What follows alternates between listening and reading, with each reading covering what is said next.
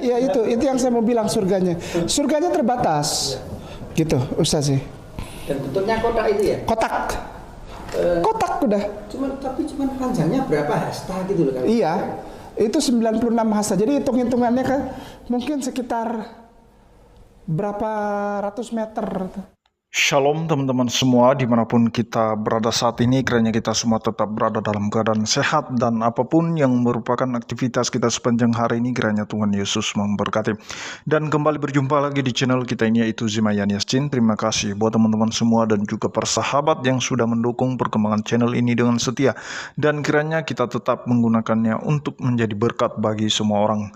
Nah teman-teman, pada video kali ini saya membagikan kepada kita semua pembahasan tentang statement Ustadz Kainama atau fitnahan dari Ustadz Kainama, di mana dia mengatakan bahwa surga orang Kristen itu merupakan bentuk kotak dan itu berapa ratus meter saja. Nah, orang tidak muat di dalam itu hanya 1000 lebih orang ya yang masuk di dalam surga orang Kristen itu, karena sangat sempit sekali atau sangat kecil sekali ukurannya, hanya beberapa ratus meter saja.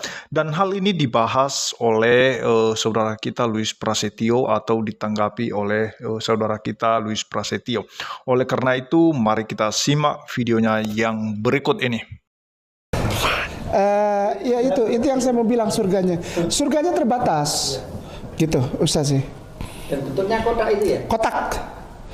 Kotak udah. Tapi panjangnya berapa hasta gitu loh? Iya, itu 96 hasta. Jadi hitung-hitungannya kan mungkin sekitar berapa ratus meter. Lanjut Bu. Ya, menurut Kainama di sini katanya surganya Kristen itu cuman 96 hasta, kecil, sekian meter persegi saja. Jadi nggak nututin, nggak muat kalau sampai diisi sama orang-orang yang menurut Kainama isinya orang di surga itu 144.000 orang saja. Kamu ini mantan Kristen atau mantan saksi Yehova, cuy? Saksi Yehova itu berpikir yang masuk surga cuma 144.000 dan itu pengikutnya saksi Yehova aja. Tapi kan di Kristen gak pernah ada dibilang 144.000. Dan kocaknya kamu bilang hanya sekian meter persegi saja surga di dalam Kristen. Gini Kainama, kita nonton langsung aja, kita lihat aja langsung peta yang ada di Google. Check it out. Ya, ini sebenarnya ayat yang dipakai Kainama ya. Ini ayat yang dipakai Kainama untuk mengatakan surganya Kristen kecil. Dalam kitab Wahyu 21 ayat 16, kota itu bentuknya 4 persegi, panjangnya sama dengan lebarnya, dan ia mengukur kota itu dengan tongkat itu 12.000 stadia, panjangnya dan lebarnya dan tingginya sama. Jadi ini lebarnya 12.000 stadia, tingginya iya, ya panjang lebarnya sama, jadi persegi gitu ya, kotak gitu yang dibilang. Tapi dibilang di sini 12.000 stadia. Nah, apa 12.000 stadia ini apa maksudnya? Kita akan lihat aja di Mbah Google ya, karena ya saya kan gimana mau tunjukin kalian nih. Nah, katakan di sini ya. Sebuah kota yang turun dari surga atau sebuah kota yang berbentuk kubus dengan ukuran 2.400 km. Jadi 12.000 stadia itu kira-kira 2.400 km. 2.400 km ini panjangnya kurang lebih, kalau ini kan 2.600. Jadi kurang lebih Jakarta sampai di Ambon lah. Ini kan ujung sini ya, mungkin Ambon ujung sini lah. Tapi apakah ini kecil? Apakah ini hanya sekian meter saja seperti yang dibilang Kainama? Ya enggak. Ini gede cuy, besar banget. Dan dikatakan sebenarnya itu yang turun adalah Yerusalem baru yang turun ya. Jadi ini menggambarkan apa? Ini sebenarnya bukan menggambarkan surga yang kecil, tapi justru menggambarkan surga yang besar. Tapi apakah benar surga nanti besarnya segitu? Ya enggak juga. Saya sudah bilang, ini penggambaran yang begitu istilahnya tempat yang begitu luasnya yang ada, yang menunjukkan tentang surga itu. Jadi kan nggak mungkin dibilang ukuran gini besar ini. Iya, surga terbanding besarnya, besar banget.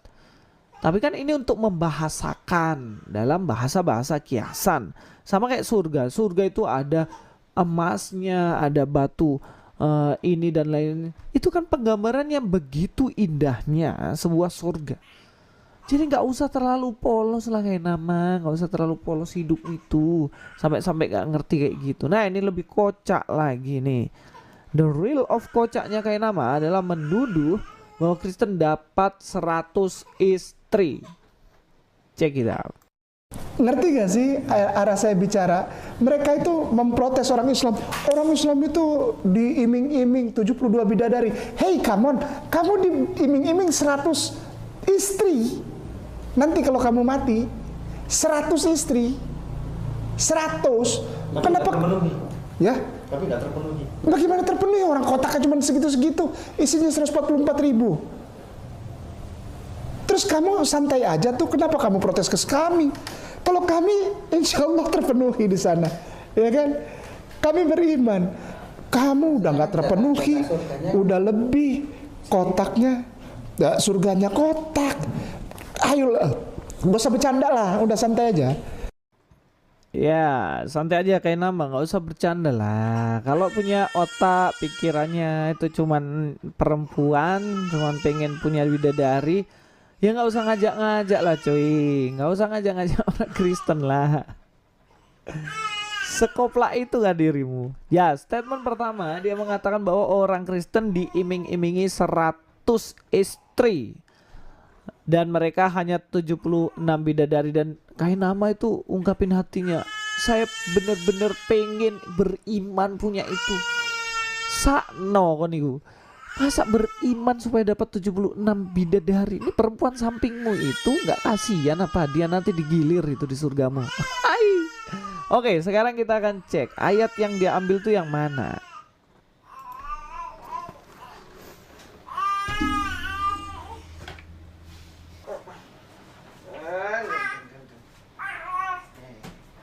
Ikut papa. Yo. Ah, jagoan harus ikut papa. Ngeplok. Nah, sini. Nanti kamu jadi penerusnya papa ya. Nanti kamu jadi penerusnya papa ya. Ingat ya, junior. Ingat ya. Ikut penerusnya papa, jangan ikut penerusnya kayak nama. Oke, kita lihat ya. Ini sebenarnya percakapan dalam kitab Matius. Dalam kitab Matius pasal yang ke-19 dikatakan di sini ayat 27.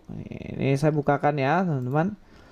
Lalu Petrus menjawab dan berkata kepada Yesus, "Kami ini telah meninggalkan segala sesuatu dan mengikut Engkau. Jadi apakah yang akan kami peroleh?" Kata Yesus kepada mereka, "Aku berkata kepadamu, sesungguhnya pada waktu penciptaan kembali, apabila anak manusia bersemayam di tahta kemuliaannya, kamu yang telah mengikut aku akan duduk juga di atas 12 tahta untuk menghakimi ke-12 suku Israel.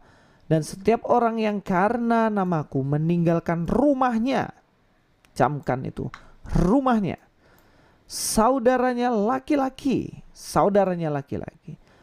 atau saudaranya perempuan, bapak atau ibunya, anak-anak atau ladangnya, akan menerima kembali 100 kali lipat dan akan memperoleh hidup yang kekal. Ini yang dia maksud nih. Nah, tapi di ayat 29 ini adakah dibilang meninggalkan istrinya? Kemudian mendapatkan istri 100 kali lipat. Ada nggak bunyinya cuy? Lo nggak ada. Dibilang di sini nggak ada. Kok tambah-tambah? Saya kasih tahu ya, dalam Alkitab itu orang yang menambah-nambah ayat itu akan dikasih malapetaka berkali-kali lipat. Dan sesuatu kebohongan itu hanya dimunculkan dari si iblis, si setan. Nah, siapa sekarang setannya kayak nama? Nah, sekarang saya kasih tahu kamu. Ini ayat ini sebenarnya tidak berbicara secara literal. Kemudian jika seseorang itu meninggalkan saudaranya, kemudian saudaranya itu jadi banyak, kemudian saudara kandungnya jadi banyak berkali lipat. kayak kakek bucin begitu kan, membelah diri jadi banyak gitu. Enggak kayak nama. Ini hanya menggambarkan bahwa jika kamu berani meninggalkan sesuatu demi Tuhan Yesus Kristus, kamu akan mendapatkan kebahagiaan berlipat-lipat kali ganda. Mendapatkan surga yang luar biasa, tidak sebanding dengan apa yang kamu tinggalkan itu. Bahkan di ayat ini tidak ditulis tentang istri kok. Ngarang-ngarang dirimu itu. Kalau mau dapat 72 bidadari, ya udah kayak nama, nggak usah ngajak-ngajak.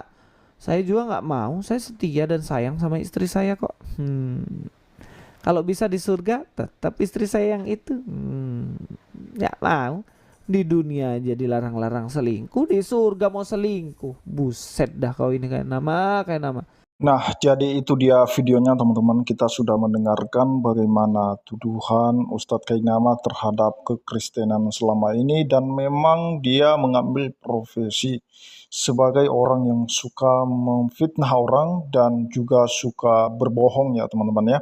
Dan seperti apa yang dia sampaikan tadi bahwa surga Kristen itu adalah sangat kecil sekali ukurannya, hanya beberapa ratus meter saja. Dan yang dia bahas itu sebenarnya adalah tentang Yerusalem baru, sedangkan dia tidak membahas tentang langit yang baru dan bumi yang baru. Nah teman-teman, seperti yang dia tuduhkan bahwa hanya orang-orang tertentu saja yang masuk dalam surga Kristen, bahkan sudah ditetapkan 1.000 lebih orang yang bisa masuk ke surga tersebut yang ukurannya kecil. Tetapi kita sudah melihat tadi pembahasan Luis Prasetyo ya. Sebenarnya juga di ayat selanjutnya tentang itu bahwa begitu ribuan orang, bahkan jumlah orang yang tidak terhitung banyaknya itu berkumpul di dalam kerajaan surga. Nah, jadi kalau orang yang tidak terhitung banyaknya, berarti itu sangat terbantahkan tadi tuduhan Ustadz Kainama bahwa hanya 1.000 lebih lah orang yang masuk ke dalam surga terkecil itu. Nah teman-teman, itulah sebabnya kita harus memahami banyak hal tentang khususnya kitab Wahyu ini, supaya kita jangan punya pemikiran seperti Ustadz Kainama. Kalau dia misalnya meninggalkan kekristenan dan dengan motif dia masuk Islam hanya untuk mendapatkan 72 bidadari, ya sah-sah saja. Gak masalah bagi orang Kristen jika kamu pindah Ustadz Kainama hanya untuk mengejar 72 bidadari, silahkan saja, nggak masalah. Tetapi yang masalahnya sekarang Ustadz Kainama, engkau menuduh yang aneh-aneh tentang kekristenan, memfitnah yang aneh-aneh tentang kekristenan. Dan itulah sebabnya orang Kristen itu selalu menanggapi, menjawab, meluruskan tentang kebodohan Ustadz Kainama ini. Nah, supaya apa? Jangan keliru orang yang menonton dan mendengarkan Ustadz Kainama. Terlebih saudara-saudara kita Muslim yang dimana Ustadz Kainama ini diberi panggung ya untuk berbicara, sehingga Ustadz Kainama dia punya peluang, punya kesempatan untuk memfitnah kekristenan dan menuduh kekristenan demi kepentingan pribadinya teman-teman. Nah jadi sampai sekarang Ustadz Kainama tidak pernah diproses secara hukum, sekalipun dia menghina Kristen, menghujat Tuhan Yesus, sampai sekarang tidak pernah disentuh oleh hukum. Nah jadi itu yang menjadi harapan kita kepada pihak penegak hukum sebenarnya, tanpa ada orang yang melaporkan pun atau dari pihak Kristen melaporkan hal ini, harusnya pihak penegak hukum udah bisa langsung turun tangan untuk menghentikan cara-cara yang busuk ini dari Ustadz Kainama. Nah, jadi sampai sekarang belum ada proses hukum untuk Kainama. Jadi mari kita berdoa supaya Ustadz Kainama ini cepat-cepat dia bertobat, jangan sampai dia mengalami apa yang dialami oleh Ustadz Agustan kemarin, yang suka menghina kekristenan dan memfitnah kekristenan. Nah, demikian yang saya sampaikan, kiranya Tuhan Yesus memberkati kita semua. Shalom.